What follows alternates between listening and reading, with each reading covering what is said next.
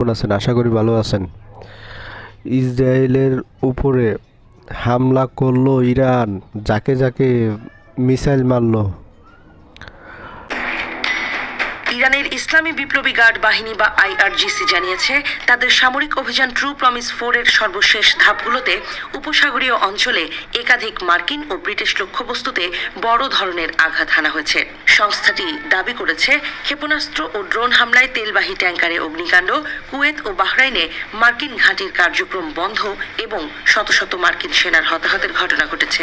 এক বিবৃতিতে ইসলামী বিপ্লবী গার্ড বাহিনী জানায়, অভিযানের সপ্তম ও অষ্টম ধাপে ধারাবাহিক ক্ষেপণাস্ত্র নিক্ষেপ ও বৃহৎ পরিসরের ড্রোন মোতায়েন করা হয়। এতে মার্কিন ও ইসরায়েলি লক্ষ্যবস্তুতে একযোগে আঘাত হানা হয়েছে বলে দাবি করা হয়। আইআরজিসি এর ভাষ্য অনুযায়ী পারস্য উপসাগর ও হরমুজ প্রণালীতে অবস্থানরত 3টি মার্কিন ও ব্রিটিশ তেলবাহী জাহাজে ক্ষেপণাস্ত্র হামলা চালানো হয়। এতে জাহাজগুলোতে ভয়াবহ অগ্নিকাণ্ডের সৃষ্টি হয়, সেগুলো সম্পূর্ণভাবে আগুনে পুড়ে যায় বলে দাবি করা হয়েছে। সংস্থাটি বলেছে, শত্রুপক্ষের সঙ্গে সংশ্লিষ্ট সামুদ্রিক লক্ষ্যবস্তুতে অভিযান অব্যাহত থাকবে। কুয়েতে অবস্থিত আলী আল সালেম নৌঘাঁটি হামলার মুখে সম্পূর্ণ অচল হয়ে পড়েছে বলে আইআরজিসি দাবি করেছে। একই সঙ্গে মোহাম্মদ আল আহমদ নৌঘাঁটির 3টি গুরুত্বপূর্ণ অবকাঠামো ধ্বংস করা হয়েছে বলেও উল্লেখ করা হয়। বাহরাইনের রাজধানী মানামায় অবস্থিত মিনাস সালমান নৌঘাঁটিতে 4টি ড্রোন হামলা চালানো হয়েছে বলে জানানো হয়েছে, যেখানে কমান্ড ও সহায়ক কেন্দ্রগুলো মারাত্মকভাবে ক্ষতিগ্রস্ত হয়েছে। বিবৃতিতে আরও বলা হয়, বাহরাইনে অবস্থানরত মার্কিন সেনাদের অবস্থান লক্ষ্য করে 2টি ব্যালিস্টিক ক্ষেপণাস্ত্র নিক্ষেপ করা হয়েছে। অঞ্চল জুড়ে অন্যান্য মার্কিন ঘাঁটিতেও ধারাবাহিক পাল্টা আক্রমণ চলছে বলে দাবি করা হয়। এসব হামলায় এই পর্যন্ত 560 জন মার্কিন সেনা নিহত ও আহত হয়েছে বলে আইআরজিসি জানিয়েছে। তবে এই দাবির বিষয়ে স্বাধীনভাবে তাৎক্ষণিক কোনো নিশ্চিত তথ্য পাওয়া যায়নি।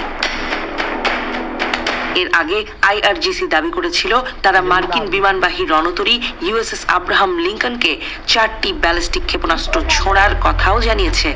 সংস্থাটি বলেছে, জাহাজটিকে সফলভাবে আঘাত করা হয়েছে এবং স্থল ও সমুদ্র উভয়ই আগ্রাসীদের জন্য কবরস্থানে পরিণত হবে। এই উত্তেজনাপূর্ণ পরিস্থিতির মধ্যে ইরানের সর্বোচ্চ নেতা আয়াতুল্লাহ আলী খামেনির শাহাদাতের খবর সামনে আসে। ইরানি কর্তৃপক্ষের ভাষ্য অনুযায়ী সাম্প্রতিক হামলার প্রেক্ষাপটে তিনি নিহত হয়েছেন। তার মৃত্যুর পরপরই ট্রু প্রমিস 4 অভিযান শুরু হয় বলে জানানো হয়েছে। অন্যদিকে ইরানের রেড ক্রিসেন্ট সোসাইটি জানিয়েছে, শত্রুপক্ষের হামলায় শতাধিক শিশু সহ কয়েকশো মানুষ নিহত হয়েছে। দক্ষিণাঞ্চলীয় হরমোজগান প্রদেশের একটি প্রাথমিক বিদ্যালয় হামলায় 100-রও বেশি শিশুর প্রাণহানি ঘটেছে বলে দাবি করা হয়েছে।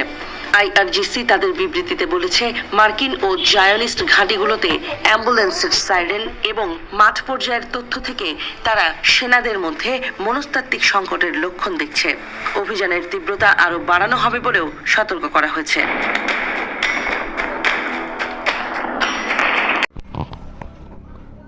যদি ভিডিওটা ভালো লাগে, লাইক, শেয়ার, কমেন্ট করে জানাবেন। আর এরকম নতুন কোনো ভিডিও পেতে চ্যানেলটা সাবস্ক্রাইব করবেন। সবাই ভালো থাকবেন। আল্লাহ।